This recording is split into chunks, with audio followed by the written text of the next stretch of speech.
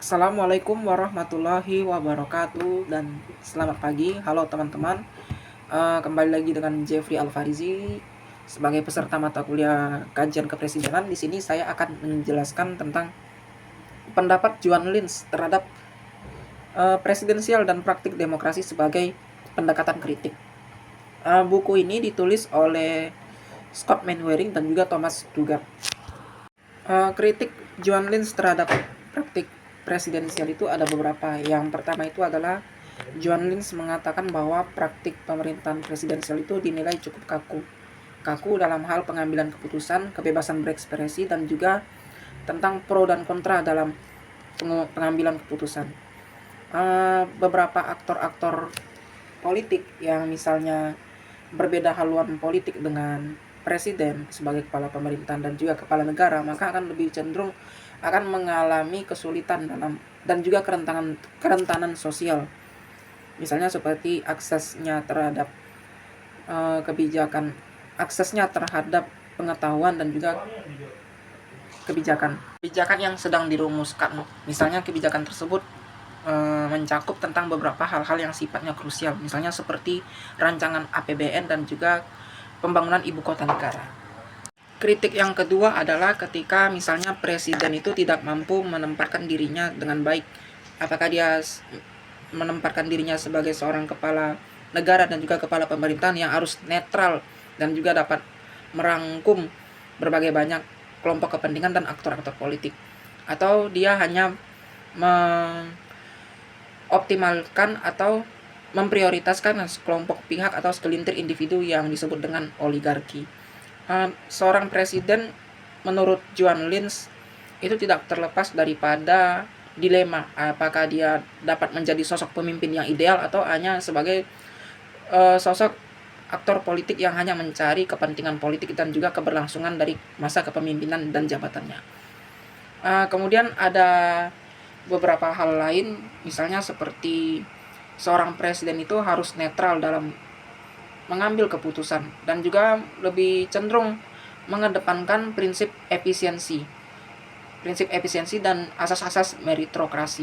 Juan Lins juga mengatakan bahwa pada kepemimpinan presidensial, sistem presidensial, terdapat kompleksitas hubungan antara legislatif dan juga eksekutif, di mana dalam tentunya kompleksitas ini terjadi ketika perumusan kebijakan dan juga pembahasan rancangan undang-undang dan juga suatu peraturan atau regulasi yang baru.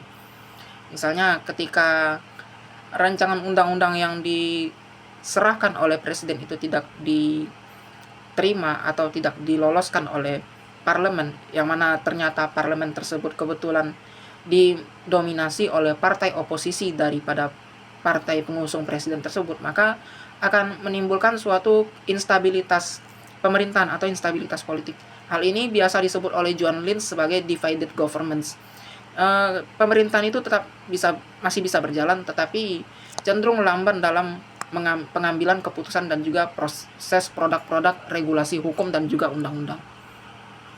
Kritik selanjutnya dari Juan Lins terhadap sistem pemerintahan presidensial adalah ketika terdapat suatu budaya politik di dalam negara yang menganut sistem presidensial, bahwa presiden itu dikultuskan atau menjadi sosok individu yang sangat kuat sekali pengaruhnya dan juga personalnya dibandingkan bagaimana efektivitas dan juga prestasinya sebagai seorang pejabat negara atau kepala negara dan juga kepala pemerintahan.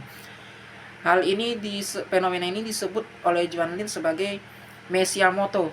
Hal ini dimana ketika seorang presiden itu dianggap sebagai sosok yang menjelma sebagai titisan dewa dan juga diagung-agungkan oleh masyarakatnya, sehingga hal ini menyebabkan terjadinya akuntabilitas dan juga fleksibilitas daripada presiden tersebut menjadi sangat minim sekali, sehingga presiden cenderung terjerumus pada tindakan-tindakan yang sifatnya itu korupsi, kolusi, dan nepotisme. Pada masa presidensial yang cenderung dikultuskan oleh masyarakatnya ini, sering kali terdapat pelanggaran-pelanggaran terhadap supremasi hukum dan juga perlindungan kepada masyarakat yang memposisikan dirinya sebagai oposisi pemerintahan. Sementara keberadaan oposisi dalam jalannya suatu negara demokrasi itu sangat diperlukan sebagai suatu sistem check and balance dan juga pengawasan agar pemerintahan itu dapat berjalan dengan baik.